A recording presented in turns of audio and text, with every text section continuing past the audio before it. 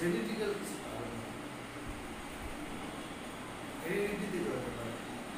এইবার এগুলো হলো প্রেগনেন্সি, ডিউরিং প্রেগনেন্সি। প্রেগনেন্সির পর বাচ্চা নর্মাল বার্থ হলো, সেখান থেকে এবার কি হচ্ছে না, বাচ্চার স্ট্রেস থেকে হচ্ছে, বাচ্চাদের স্ট্রেস হয় জানেন, যেটা করোনার সময় বেশি সংখ্যক বাচ্চা অটিজমে ভুগতেছে, যেটা একটা সার্ভে করে, নর্মাল সার্ভে।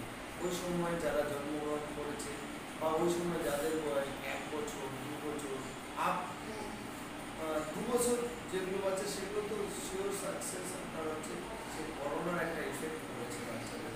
করোনার ইফেক্ট মানে করোনা ভাইরাস না, কিন্তু ওই যে একাকিত্ব, কারোর সাথে খেতে পারেনি, কেউ কারোর দিকে যায়নি, সোশ্যালাইজেশন যে হয়নি সেখান থেকে।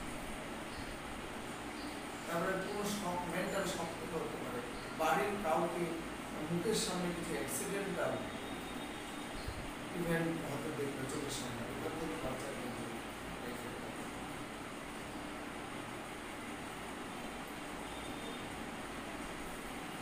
এগুলো গেল। আর কিছু ইনভায়রনমেন্টাল থেকে মা-বাবার মধ্যে কিন্তু ওই সময়টা খুব স্মুথ একটা রিলেশন থাকা উচিত। যেরকম বাচ্চা পেটে বা বাচ্চা আপনার শুধু মা-বাবা না, পরিবারের যে কোনো মানুষ, সেখান থেকেও কিন্তু দেখা গেছে কিছু কিছু কারণ দেখা গেছে। এগুলো হচ্ছে মানে ইন জেনারেল। আরও কিন্তু কিছু। ওর কি অটিজম আছে? এবার অটিজম একটা ব্রড স্পেকট্রাম, ব্রড টার্ম। এবার অটিজম মানে কি, অটিজমের 6টা কম্পোনেন্ট। একটা হচ্ছে cognitive issue, behavioural issue, sensory issue, sensory integration যেটা আমরা ডেভেলপ করছি, সেন্সরি ইস্যু। এই তিনটা ছাড়াও কমিউনিকেশনের 3টা পার্ট থাকে। কমিউনিকেশন মানে স্পিচ, সোশ্যাল ইন্টারাকশন, কমিউনিকেশন।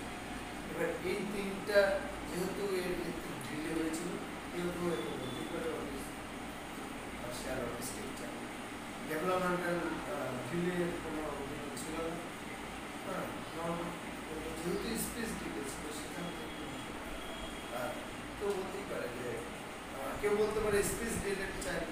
এবার এ কিন্তু এখন নর্মাল হয়ে গেছে, বাট বিহেভিয়ারাল প্রবলেম আছে, তার মানে তার বিহেভিয়ারাল